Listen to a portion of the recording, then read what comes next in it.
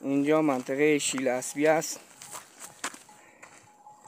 شیل اسبی نگاه، گل سرخا نگاه کنید. تا حالا یاد میدونید گل سرخی مالا نگاه کنید. خدا شاده. ماشاءالله ماشاءالله ماشاءالله. فقط گل جمع، گل قرمز، گل لاله، عطر یاس، گل لاله میخورن میشا گل لاله. نگاه کن نگاه کن نگاه کن.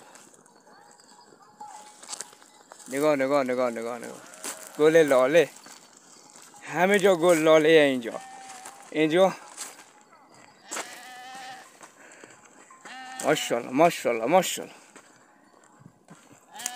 فقط گل لاله میخوریم مالا.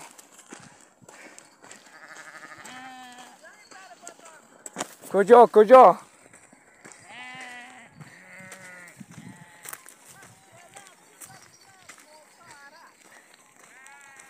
اینجا میگن کال اسبی، شیل اسبی، یا چشمه اسبی.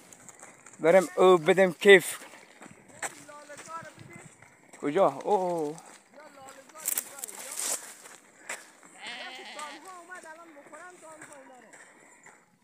یعنی که چوپون مایا مصطفی میشه ورده فقط هم روی گلاله ها. بیا بیا بیا. به به به. ماشاءالله. میا میا. نه نه. بله بله. بیا بیا دالی وردی. بیا. بله بیا.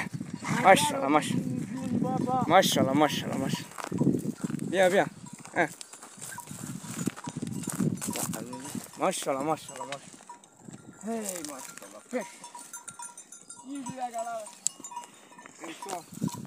گل میخورم، فقط گل، سرگل اینا. این کرهش امسال خیلی جالب در میاد. بله بله بله. این کره وقتی گل لاله بخوره بدونی چی میشه؟ به مصرف خانوار خیلی خوبه. بله. کیلو باید 1700 باشه. انشالله انشالله اگه خود